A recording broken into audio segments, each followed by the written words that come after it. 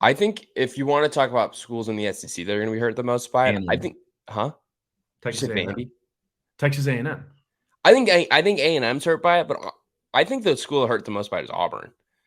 Auburn to me has been like very inconsistent as a program in our lives, and they lack a lot of um, alignment, I guess you could say. I mean, they've won a national championship, they played for another one, but they've really kind of struggled to keep that going. I think Auburn's really going to be hurt by it, and no matter what you think of Hugh Freeze, the guy, he's probably known as a pretty good football coach at this point. Yeah. But I think Auburn is going to struggle in this, and you also look at it from the perspective of what the SEC's future scheduling model is going to look like. I'm assuming they're going to eventually go to 9 games, or they go to some sort of model like the flex protect thing that the Big Ten is doing. If they can put their pride aside and admit that what the Big Ten released was a good model, Auburn's going to have to play Georgia and Alabama every year. Like, that sucks for Auburn. So I think Auburn is a school that I would pick to kind of fall off and really struggle in their new home They're or going in to be their the current same. home. They're going to be the dangerous 9-4 program. And every once in a while, they get Cam Newton. Every once in a while, they get a kick six and a Hail Mary for 75 yards. I think they're going to be the exact same. I think everyone in the SEC, I mean, this is crazy. I like to brag about the Big Ten getting a bunch of brands and getting the great TV revenue. But you go down that SEC lineup, I'm like, holy I think crap. the SEC 16 team lineup is better than the Big Ten's 18 team Of lineup. course. I'm sorry. Like Rutgers is not as good as Mississippi State. I mean, it just the difference is insane. And especially if Sark kicks it off in Texas. I mean, this is blue blood galore.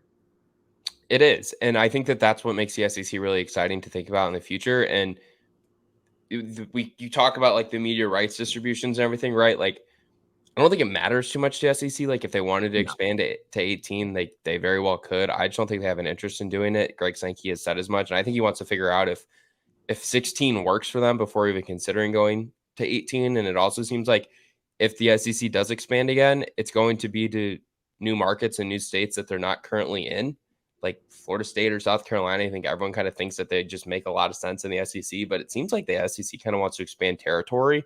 If they expand again, we'll see if that happens. That seems like it's a couple years down the road.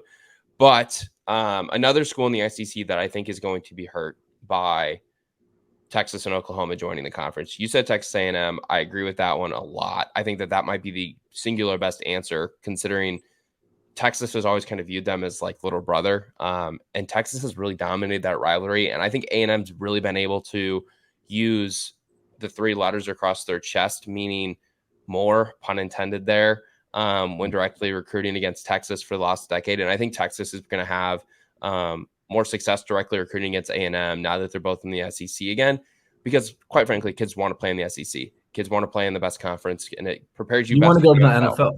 Yeah, and the SEC does that, and that's something that Texas A&M had the best trump card against Texas, a program that they recruit against a ton. So I think A&M is maybe the best answer, like you said, for who's going to struggle the most. But I also think that A&M is a program that, like, I just can't figure out why they haven't been better historically. I think just a little bit, we got tricked by Jimbo Fisher. I mean, Jimbo Fisher was known as the great head coach. I mean, LSU offered him $130 million to be their head coach, but he loved his ranch in Texas. So he stayed put. You take out the Jameis Winston years, he's a 9-4 football coach. And we talked about it last year. Remember, there was a great profile. The offense is going to be a struggle for Jimbo Fisher, and we'll see if he works well with Bobby Petrino. But if that doesn't, I think A&M knows the Texas Longhorns are just 10 yards away. They're coming. Oklahoma, the Steady Eddie program, they're coming. They're not going to be messing around. And I think with those resources, with the 3 letters across the chest, with the avid fan support, even being a underachieving program, they still win 8-9 games. They can get a coach in the mold of a Dan Lanning. I mean, they're going to be fine. They just haven't had the right head coach. Nobody mistakes Kevin Sumlin as a great head coach. No, not particularly. No, they've hired the wrong guys. I think Kentucky's another school that's currently in the SEC that's going to be hurt by it a lot when you think about the SEC East and how down it's been. But I'm a big believer in Stoops. I think Stoops is a good head coach, and he's made Kentucky a really good program. And I'm high on them this year with Devin Leary at quarterback, and kind of returning to some of the old ways that were successful there. But yeah, I think Kentucky's going to struggle because they don't get to feast on playing the SEC East every year. Now they're probably going to get some favorable protected rivals, like do the 3-6-6 model. Like they're probably going to get, I would assume, Tennessee. Maybe they get like Vandy and Oh, Georgia. they're getting Vanderbilt. Yeah, they might get Vandy. They might get Mizzou. I mean, they could theoretically get South Carolina as well. Isn't Mississippi State their protected rival on the West? No, it's Texas A&M. No, yeah, I think it's Mississippi State. They got some weird protected rival in the West, but yeah. Well, the problem with the 3-6-6 model is that it just doesn't work. You have to manufacture rivalry games, right? And that's just unfortunate. That's just like how it kind of goes.